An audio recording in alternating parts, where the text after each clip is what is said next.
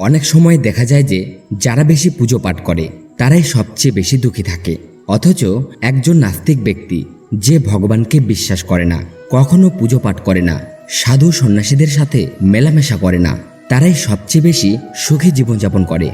আর এইসব দেখে মাঝে মাঝে মনে হয় যে ভগবানই ভুল, ভগবানের ন্যায় বিচারই ভুল। এটা কোনো গল্প নয়, এমনটা প্রায় সবার সাথেই হয়ে থাকে। বন্ধুরা, আজকের এই ভিডিওর মাধ্যমে আমরা আপনাকে এর পিছনের কারণ সম্পর্কে বলবো, যার উত্তর ভগবান শ্রীকৃষ্ণ শ্রীমদ্ ভাগবত গীতায় খুবই স্পষ্টতার সাথে ব্যাখ্যা করেছেন। আসলে বেশি পুজো পাঠ করা মানুষেরাই কেন সবচেয়ে বেশি দুঃখী আর চিন্তিত থাকে? তাহলে চলুন শুরু করা যাক।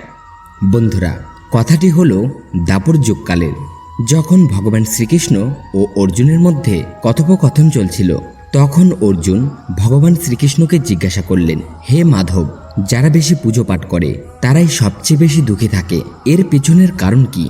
অথচ যারা ভগবানের নাম পর্যন্ত নেয় না, ভগবানকে স্মরণ করে না এবং সর্বদাই খারাপ কাজে লিপ্ত থাকে, আমি তাদেরকেই সবচেয়ে বেশি সুখী দেখি। এর পিছনের রহস্য কি আমাকে বোঝানোর চেষ্টা করুন। তখন ভগবান শ্রীকৃষ্ণ ছোট্ট একটি গল্পের মাধ্যমে অর্জুনকে এর উত্তর দেন। আসুন জেনে নিই সেই ছোট্ট গল্পটি সম্পর্কে। বন্ধুরা, একজন গুরুর দুইজন শিষ্য ছিল, দুজনেই ছিলেন শিক্ষিত পণ্ডিত। দুজনের মধ্যে পার্থক্য শুধু এইটুকু ছিল, একজন ঈশ্বরে বিশ্বাসী ছিলেন আর অন্যজন ছিলেন নাস্তিক, যিনি ঈশ্বরে বিশ্বাস করতেন না। একজন এমন ছিলেন যেখানে ভগবানের গল্প হতো, সৎসঙ্গ হতো বা ভজন কীর্তন হতো, তিনি সেখানেই ছুটে যেতেন এবং ভগবানের পূজা অর্চনা করতেন। যেখানে দ্বিতীয় শিষ্য এই সমস্ত জিনিস থেকে দূরে থাকতেন, মদ্যপান করতেন, পতিতালয়ে যাতায়াত করতেন। দ্বিতীয় শিষ্যর মধ্যে সব রকম বদঅভ্যাস ছিল। একদিন কি হয়, একদিন সে মদ্যপান করে আজেবাজে কথা বলতে বলতে বাড়ির দিকে হেঁটে যাচ্ছিলেন, আর হঠাৎ করে সে পথে একটি টাকা ভর্তি ব্যাগ দেখতে পায়, যা দেখে তার খুশির ঠিকানা থাকে না। সে জোরে জোরে চিৎকার করে সবাইকে জানিয়ে বলে, আজ আমি টাকা ভর্তি একটি ব্যাগ খুঁজে পেয়েছি, আমার জীবন সফল হয়েছে, এখন এই টাকা দিয়ে আমি আমার জীবনের সমস্ত চাহিদা পূরণ করব। অন্যদিকে দ্বিতীয় শিষ্য মন্দির থেকে ভজন করে নিজ বাড়িতে হেঁটে যাচ্ছিলেন, আর হঠাৎ একটি বড় কাঁটা তার পায়ে বিঁধে যায় আর রক্ত বের হতে থাকে।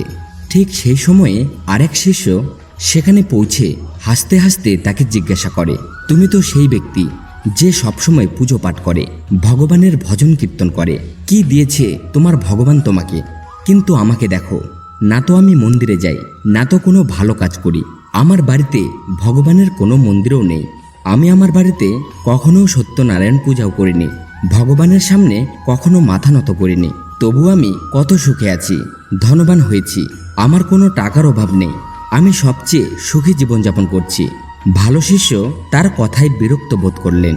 সে মনে মনে ভেবে বলে, হ্যাঁ, সে তো সত্যই বলেছে, আমি কত পুজো পাঠ করি, কিন্তু সে কিছুই না করে কত সুখে আছে। এইসব ভেবে সে তার গুরুর কাছে যায় আর একই প্রশ্ন সে তার গুরুকে জিজ্ঞাসা করে।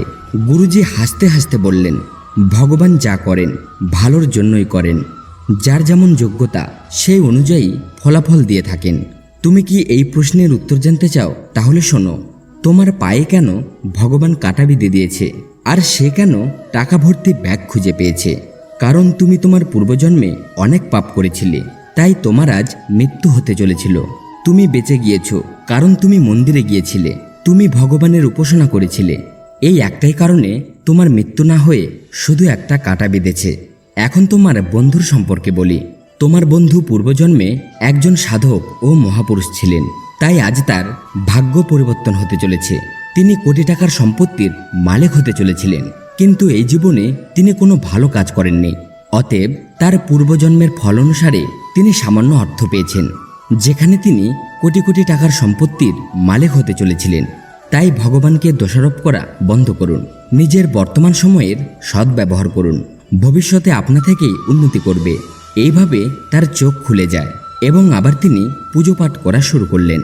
তো বন্ধুরা, আজকের জন্য এইটুকুই। আমরা আশা করি আমাদের দেওয়া তথ্যগুলো আপনাদের ভালো লেগেছে। ভালো লাগলে লাইক দিন এবং শেয়ার করুন, সাথে চ্যানেলটি সাবস্ক্রাইব করতে ভুলবেন না। আর হ্যাঁ, কমেন্ট বক্সে পুরো শ্রদ্ধার সাথে লিখবেন, জয় শ্রীকৃষ্ণ।